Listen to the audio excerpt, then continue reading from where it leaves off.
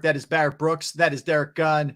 I am Rob Ellis, excited to speak with our next guest. He has been covering the Packers since 1997 for ESPN NFL Nation. He is the Packers reporter. His name is Rob Demovsky. Rob, welcome to the show, man. How you doing?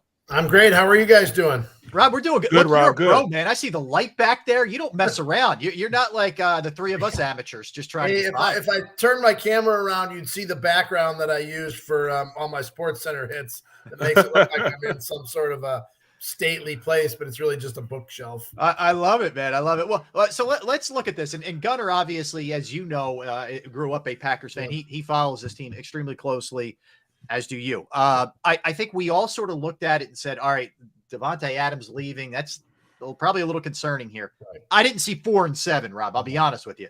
Did you, as someone who's been on the inside, did you see it looking like this year? No, I mean, we knew that like this guy was a fantastic player, but he was one guy, right? Like you wouldn't think one guy would affect their offense that much. In fact, I even thought that looking for a silver lining in it, that maybe it would allow Rodgers to, not just lock on to one guy. Like, for example, at the end of the playoff game against San Francisco last year, he had Allen Lazard wide open over the middle on third down, but instead tried to force into double coverage to Adams. And I know it was just one play, but I thought, well, okay, maybe a plus side is that he's going to see the whole field more.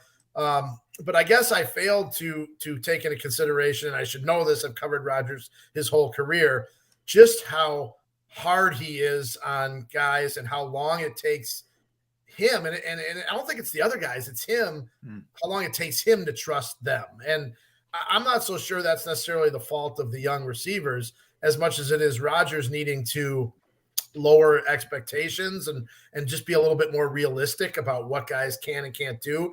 And I guess for lack of a better term, cut him a little slack. Right. No, well, let me follow up on that, Rob, real quick. So I'm not trying to absolve Rodgers, but should management know that, knowing him better than anybody else, that this was going to be an issue this year with all these kids that he's going to be throwing to? Yeah, right. And on the flip side, it's probably why they've never over the years spent a first-round pick on a receiver, because they're like, why are we going to use a high draft pick on a guy that we don't know if the quarterback's going to like or trust? Right. Now, we know he loved Justin Jefferson coming out. Of course, everybody did. That was the year they took Jordan Love. So, No, you don't need to tell us about Justin Jefferson. Yeah, right. Trust me. Right. But I remember before the draft, Rodgers commenting on Justin Jefferson. Yeah. When you look at it, understanding how that offense is, looking at the head coach and knowing he's a play caller also. Yeah. Why did it take so long for you guys to turn around and start running the rock? I don't understand that, because with the backs that you have, the offensive line woes that you've had, and them now starting to get healthy, you could have been running the ball the entire year. But is this something that Rodgers is saying don't do, or is what's going on? See, I think you may have hit on something there, and as a guy like in the huddle, we don't know what is actually called versus what is actually run, right? Like they have a bunch of Matt LaFleur calls them can plays, CAN, as in you can change to this or you can change to that. It's just another term for audible, basically. And we don't necessarily know how many times LaFleur has called a run and Rodgers has checked it, to a pass, or in the RPOs, he sees this versus that. I don't know that it's all on Matt LaFleur. And I'm not trying to make Rodgers out to be the bad guy here or anything, because he's obviously super, super talented. And I don't think his skills have diminished that much, if at all, since last year. Now, the thumb injury could be a factor, because he's just missing throws that we don't normally see him miss. But to your point, I mean, their number one playmaker is probably Aaron Jones. And he's had flashes here and there where they've committed to him, but not long enough. And the other thing too, though, is that they've just been so bad on third downs that go look at their play counts, right? What do you want as an offense? Like 70 plays a game, right? They've had games where they've been in the high 50s, maybe 60 at the most.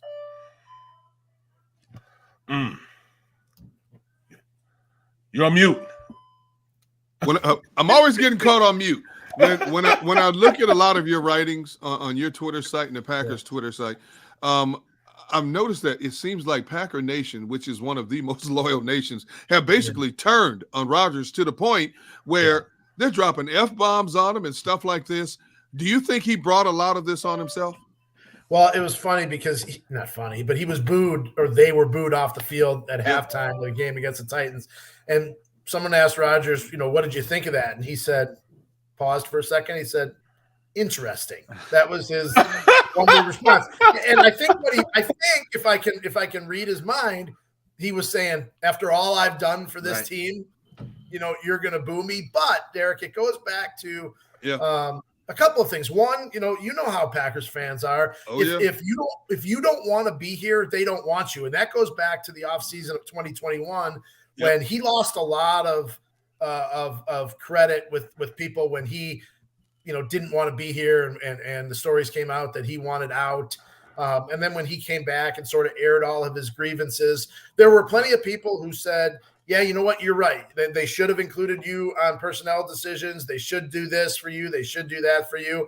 But there's just as many people that say you're the employee, they're the boss, go play, and they'll worry about the rest. And then, of course, we can get into the whole immunized, vaccinated thing last year, which, obviously was divisive, regardless of what you think.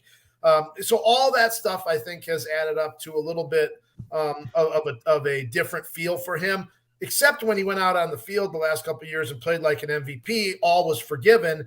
Then he goes out and really doesn't play well in the playoffs. And it was like, we're right back to, maybe some criticism of him. And look, I get the whole picture. Like, you can't just look at one snippet of it. It's the whole picture with him. He's been a great player. He's a 2-time reigning MVP, but there's also some things that go with that.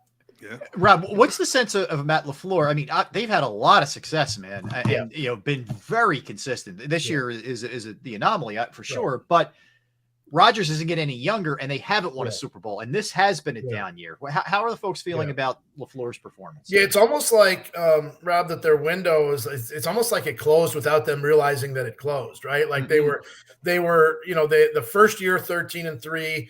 Obviously a little bit of a surprise, and they go to the NFC Championship game and lose to San Francisco. The next year, not a surprise that they back it up, and they're really the favorite against Tampa, and they lose at home, right, in a game where they picked off Tom Brady 3 times, and the Packers, I think they turned those 3 turnovers into maybe 3 points.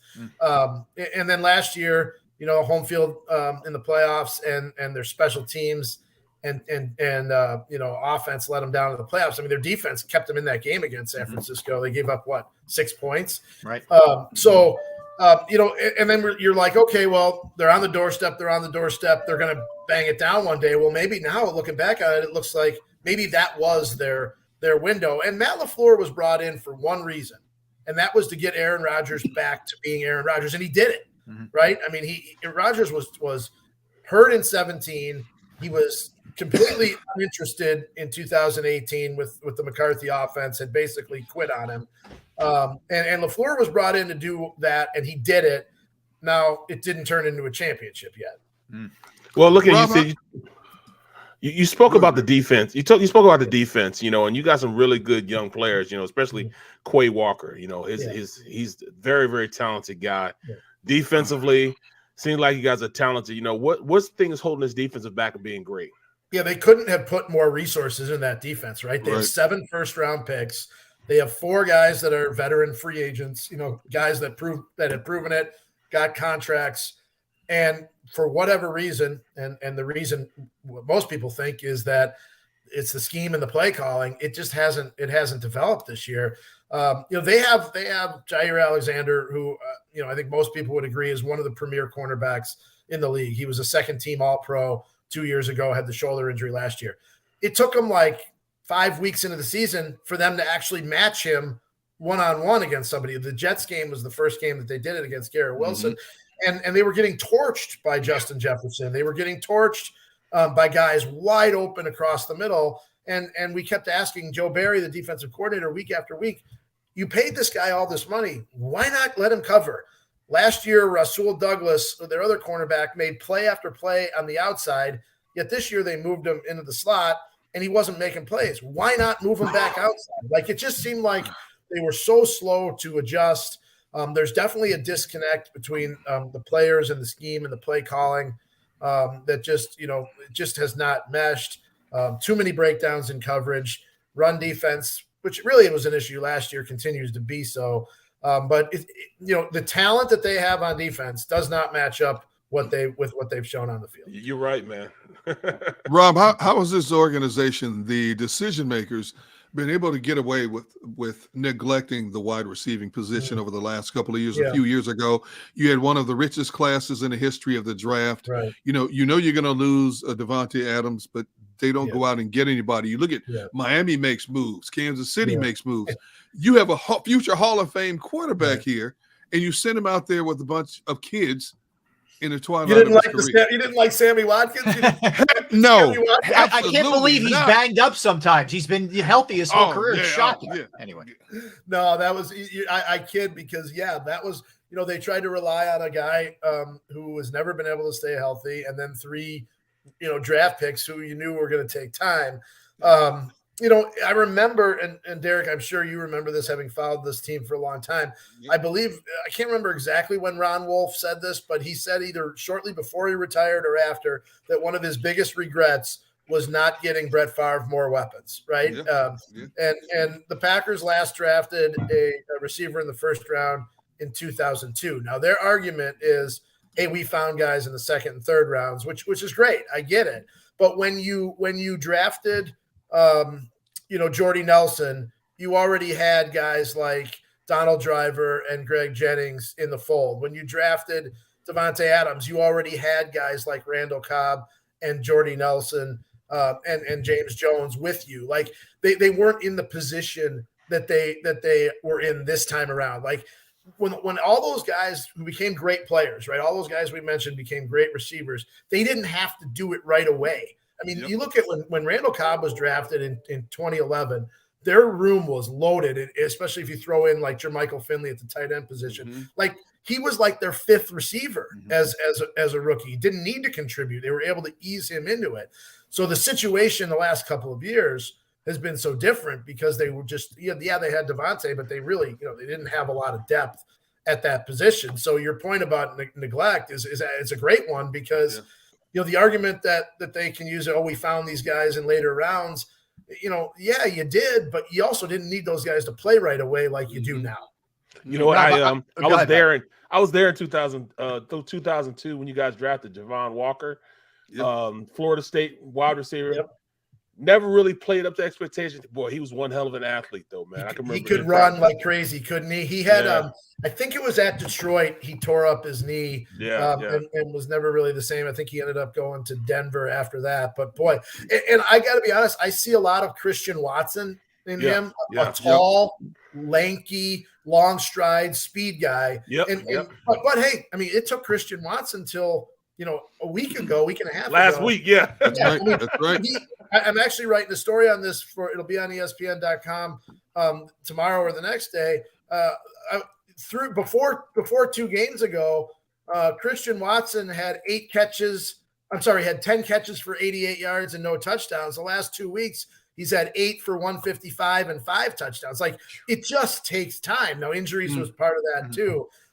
But I think Christian Watson has a real chance to be one of those guys, but he's not that now. So, Rob, before we get into what you think about the matchup with the Eagles, I'll just ask you a more of a Packer general question.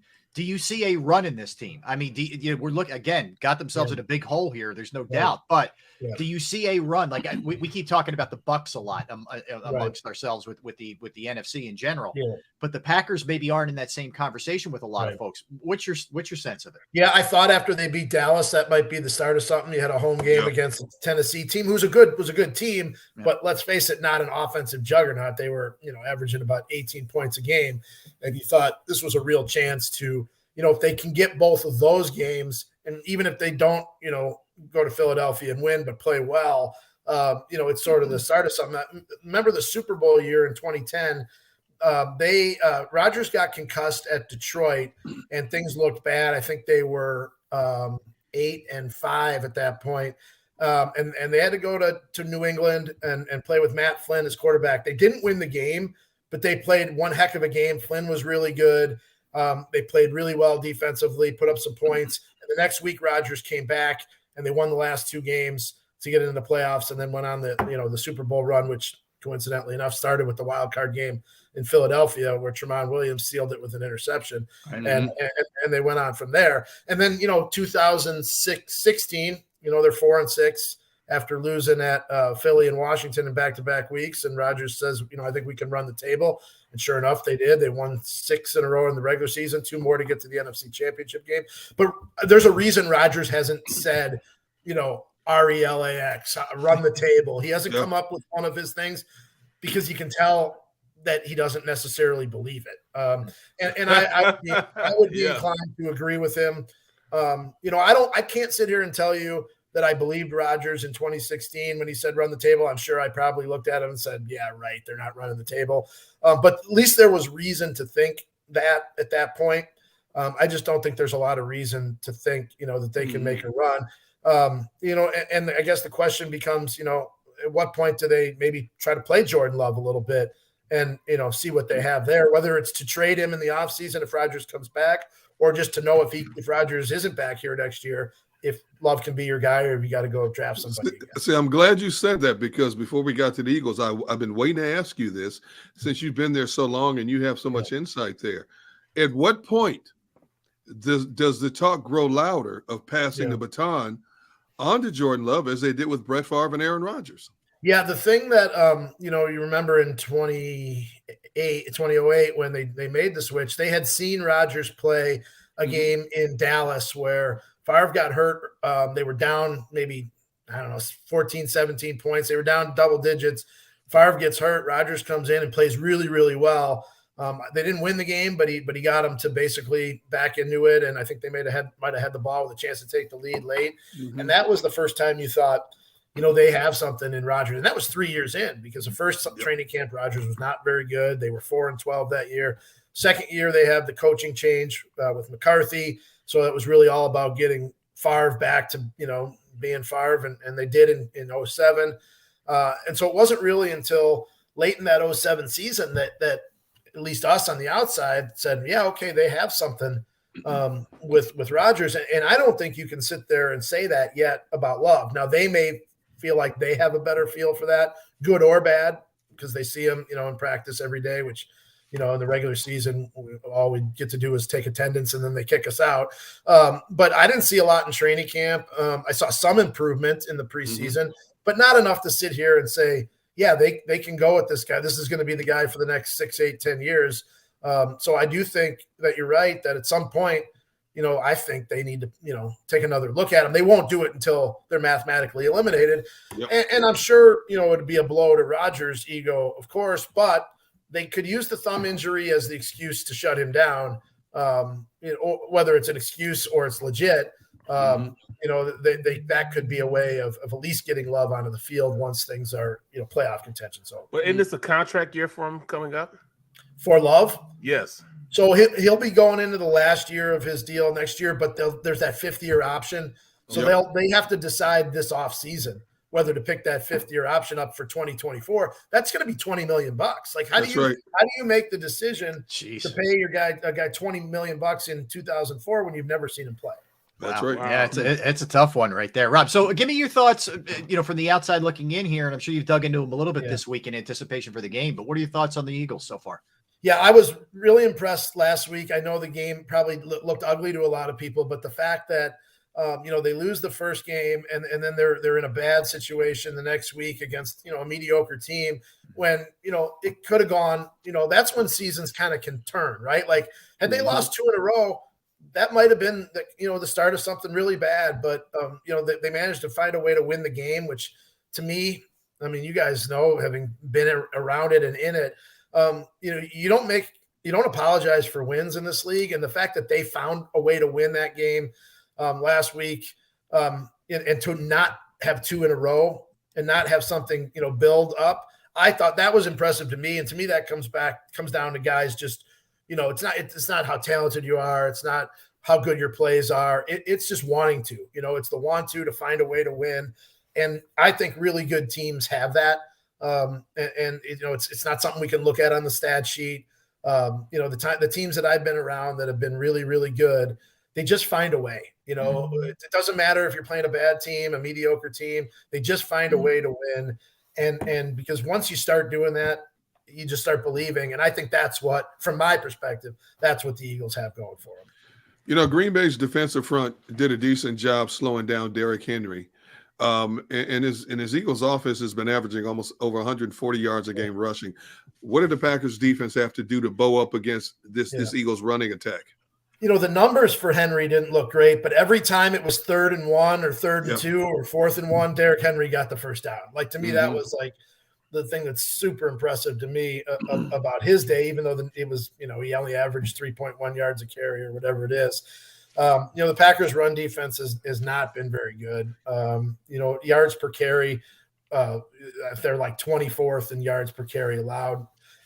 So that's, obviously a danger zone, and quarterbacks have hurt them. Go back and watch the game in London. The Daniel Jones, who's a good athlete. He's not Jalen Hurts, but a good athlete. Daniel Jones hurt them with his feet in that London game, converting a couple of key 3rd downs where he just, they weren't design runs, but he made things happen with his legs. And I mean, obviously I don't have to tell you guys what Jalen Hurts can do. I saw a stat from ESPN or ESPN stats and information people that Jalen is he's only the 2nd quarterback with 30 plus passing touchdowns and 20 plus rushing touchdowns in his first 30 games. Wow. I think Josh Allen might be the other one. But just the second guy since the Super Bowl era began. I mean, like, that's the very definition of being able to hurt people with your arm and your legs. And I think he's a great passer. Like, I mean, the way the ball comes off of his hand and the way he sees defenses, I think, that's special in a young quarterback. And I still think Jalen's a young quarterback. Well, let me ask you, Rob. This hasn't been a great Packer team on the road, and it's been a struggle in general. I think they're 1-4 on the road. What are you looking at this game on Sunday night? How do you think it shakes out? Yeah, I mean, I just have a hard time seeing them, going in there and winning. It wouldn't surprise me if they're competitive. I got to tell you this though, I am really, really terrible at predictions, and we don't make them anymore on ESPN.com. And I'm okay at picking the games like win or lose, but not with the spread. I'm in this football pool with a bunch of buddies. None of them are sports media people. None of them they're actually mostly musicians. And they pick 8 games every week, college, 8 games every week in the NFL. So it's different teams every week. Like, the Packers aren't in it every week, but it's against the spread. The last 27 times that the Packers have been on our pool against the spread, I've gotten it wrong. Like, I'm 0-27.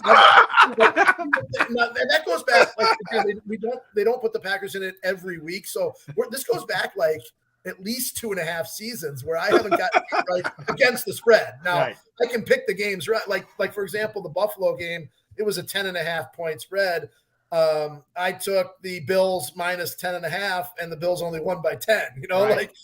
So I knew the Bills were going to win, but I can't pick against the Rob, spread. don't feel bad, because I am the worst. If you look at my record, it looks like I know not one thing about sports. Period. About football, I'm the worst at doing that. Like, even with picking the best player, I'm and just because we cover these teams, obviously we have a lot of access to information, and we see things, we see trends. But if all this added up to me being able to know who was going to win and by how much, I'd be sitting on a beach right now in the Caribbean, not sitting out here looking at an inch of snow outside my window and going, man, I'm not going to see the sun for about another 6 months. Oh, God. Hey, at least you're not in Buffalo. Yeah, no kidding. Oh, man. We've had our share of that in Green Bay, for sure. Sure have. Rob, I got a last one. Game and football aside, you're obviously a big music fan. Favorite all-time band? Well, okay, so that's going to fall into 2 categories. One, like, I have one band that's like my big arena, Bruce Springsteen. I've seen him 25, 26 times. Are you going to see him this time around? I did not do the ticket thing. I was a little disenchanted with the way he did the Ticketmaster thing. Gotcha. I still might go. He's in Milwaukee, March 7th. So Still might go. I've seen him, I think, 25 or 26 times. Whoa. Wow. In fact, I've got my wife's attached it to the wall, but I've got some Springsteen framed. But most of the bands that I like are small bands that nobody's ever heard of them. A couple of them actually not too far from your area, New Jersey bands, not Springsteen. There's a band called the Gaslight Anthem. I've heard of them. A bunch of kids, I think, out of New Brunswick, New Jersey. No, they're not kids anymore. They're in their 30s and 40s. Kind of a punk alternative rock band. Frank Turner is a British songwriter, singer-songwriter. Love him.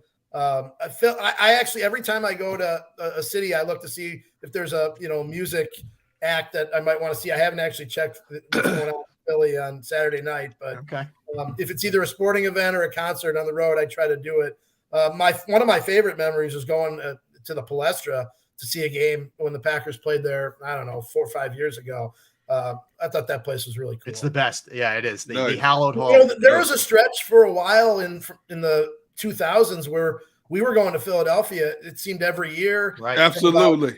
2000 to 2004. In fact, there was, I think it was 03 or 04, the 4th and 26th playoff game. The Packers played there twice in 1 year. And then you had the playoff game in 2010. Like, I felt like I knew Philly like the back of my hand. And I don't think I've been there since 2016. So I kind of got to reacquaint myself, especially with it being a night game and having all day Sunday to kind of walk around. That's one of my favorite cities. It really is. I love the history. Make sure you get you a cheesesteak. Yeah. So are you? Is it Geno's, Pat? Something else? What's the Tony Luke's, Geno's, Pat's? Yeah, Who else, Sandro. Yeah, you could Del do better than Geno's. Okay, well, I'm staying downtown, so it should be good. Yeah, Rob, awesome talking to you, man. We really do appreciate you giving us a couple minutes, and look forward to keeping up with all the work. You do a phenomenal job. On absolutely. Well, thanks. It's good to catch up with you guys. And Derek, I know for years you've followed my stuff, and I know you're a big Milwaukee native, right? Is that right? Oh man, I worked for WITI from 82 to 87. I worked with the great late Earl Gillespie and Jim Paskey, who moved on to become the Bucks full-time play-by-play guy. Yeah. So Earl's son or grandson was working in the TV market in Green Bay for a while. I believe it was his son, but his son John, who has his big-time fishing show now. I talk to John periodically. He's got this regional fishing show that's like blown up now. Yep.